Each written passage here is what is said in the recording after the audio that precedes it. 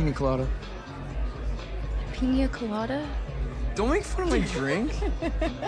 What? I like a man who's in touch with his feminine. Why is that? Nikki here is not flirting with Bear. Before you even find out that Nikki only saw Bear as a younger brother, this is enough. This is being nice. Not flirting, being nice. And immediately, not even 5 minutes later, she says this. Ian, get your girl home safe. Ew, don't say it like that. Okay, so I'm kind of late to the party, but I finally watched Obsession. And I'm not recording this immediately after the film because I had to process it a little, okay? A whole week, in fact, because there's so much that I wanted to talk about. And now in the span of a week, I scoured the internet. Every edit, every hot take, conspiracy theory, the director's take on stuffs, and I think I'm finally ready to talk about it. So yeah, let's do this. Now, first things first, Bear is a piece of shit. Now, for some of y'all, you might be thinking, well, yeah, that's pretty obvious, isn't it? No, it wasn't. People out there be really calling Bear the victim. Some of them could be rage-bait, sure, I know that, farming engagement, but people out there who genuinely side with Bear. What more can I say, man? We really gotta be careful out there, man, for real. Because Bear gets introduced as this pretty normal dude, not the most charismatic one, kinda shy, awkward, realistic. You know a guy like this, a friend, a colleague, etc. This movie, I've been forcing people to watch this ever since the digital release. Because this movie was like a litmus test which was going to reveal a lot about a person depending on what they thought about this movie. Here's an I'll example. get a pina colada. Pina colada? Don't make fun of my drink. What? I like a man who's in touch with his feminine.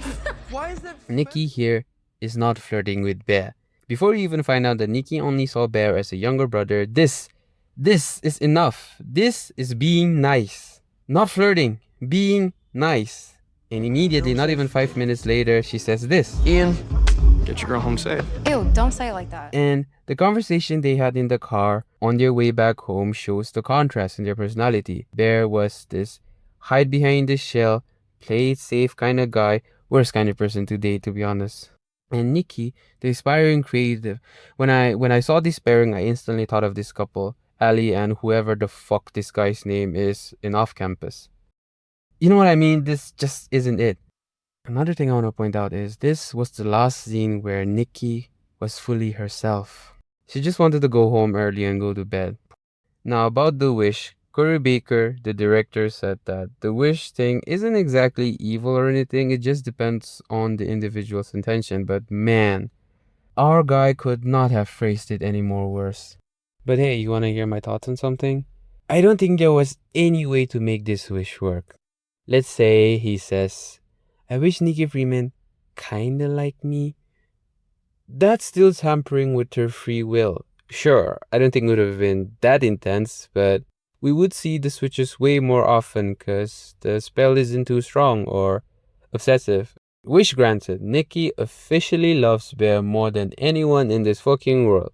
The first night that they were together, controversial opinion, I really can't blame him. He didn't know. We didn't know.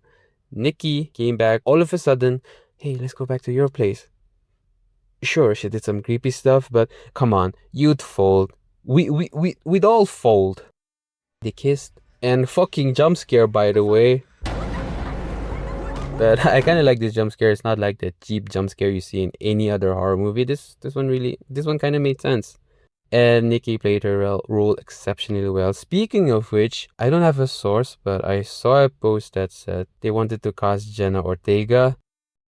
And now looking at the budget, they probably couldn't have done that. But still, no, I cannot picture anyone else playing Nikki better than Nikki. Day number 2. This is where I start switching sides. Seeing what's actually wrong here on so many levels. But of course, let's get through the cute montage first.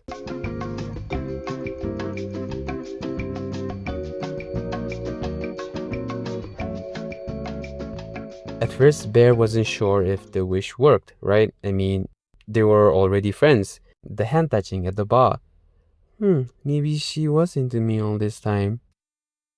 And you get a call from your friend Ian. He tells you what's going on, that she doesn't see you that way, she's not close with his father, etc., etc. She's lying to you. Now, Bear, confirms his suspicion by asking her directly, "Do you love me more than anything in this fucking world?" She says yes. And she also did this. What? No, no, no, no, no, no, no. Something's definitely wrong, right? Right? The wish worked. Nikki's being weird. How do I fix this? How do we fix this? Nope. He proceeds to grab immediately in the next scene. Man, I don't even want to talk about this. Whatever this is that we witnessed. Her emotionless face being taken advantage of. Man, I really can't. Everything that happens to him after this scene, deserved, alright? Deserved. Being fed a cat, deserved. Well, not Sandy, of course, but Bear. Fuck him. Fuck Bear. Now, I want to talk more about the other characters. As much as people want to shit on this friend group, I mean, that's how adult friendships really are, right? As far as I know. And Ian being able to back Nikki, them hooking up in private over the summer. I don't know why a lot of people online were so shocked about this. Guys, proximity. Ian was a pretty chill guy and charismatic, funny, unlike Bear. And again, I want to point this out. There is no wrong answer. This movie just reveals what type of person you are and how you think about relationships and stuff. Isn't it beautiful? Now, what I can't get behind is how Nikki had a thing for Bear all this time. Like, what? But I mean, I guess I just contradicted myself with that statement there. Proximity. Let's talk about more reasons why we should hate Bear. Bear is on his way home in his car. He's finally finding it a little creepy. About time, Bear. He looks at the back of One Wish below and he calls the helpline number. By the way, cool Easter egg here. I just found out that the voice in the helpline, that's Curry Baker. And if it's not him, well, at least I tried. In this scene, Bear still wants Nikki. He was like, how do I change or alter all this? How do I alter my wish that Nikki isn't as creepy and still love him? Bro, like what? And here you get a chance to hear the real Nikki's voice, the one that's been trapped all along. Now that's not all, we also get to hear real Nikki's voice through Freaky Nikki. When Bear was trying to sneak out, she begs Bear to kill him. And Bear says this infamous line. What's so wrong? Is it really that bad being with me, or fucking somewhere along those lines? Man, and you know what the worst part is? Nikki sees everything, yet she can't control it. Bear knows she's trapped, yet he continues to take advantage of her. And people be calling Bear the victim. Like, damn, wow, really? Nikki really be destroying Bear's life. What a merciless villain. Also, Sarah, she really didn't deserve to die. And contrary to what a lot of people are saying online, girl, you saw what Nikki was like, and you still decide to meet her man at 3 a.m. in the open. But girl, come on. She's doing it as a friend. Sure, she might have some ulterior motives, but if I were Bear, I wouldn't blame her for texting me. If I was in that kind of relationship, a friend, I don't care if it's Sarah or Ian reaching out to me, that's okay, and that's what friends should do, right? Now, would I go? I mean, I would, but we'd be driving. We'd be driving as far away as possible and not be stranded right in the middle of whatever this place is. Now, let's talk about Ian. Is he a good guy? No. Is he a bad guy? Not really. He's just a guy. Most people in his place would probably have done the same thing. Imagine a friend shows up and shows you a toy and asks you to unwish his wish. Fuck off, right? And do you notice something here? His wish for Ian was not to wish for Nikki to be free, but to unscrew his fuck up.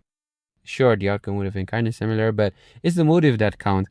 Me, the victim, etc. He didn't go to Ian to free Nikki. He went to Ian because Nikki was kind of going overboard. Now, I could keep shitting on Bear the entire movie, and I still will. I'm still not done. Even his last act, he was finally going to kill himself to end his curse, which is great. But he still decides to spit the pills out.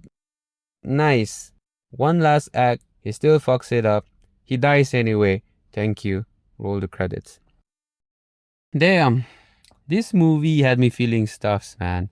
I knew I was gonna like this movie. I had even spoken about this movie in one of my past videos, but damn, this movie is so much better than I expected.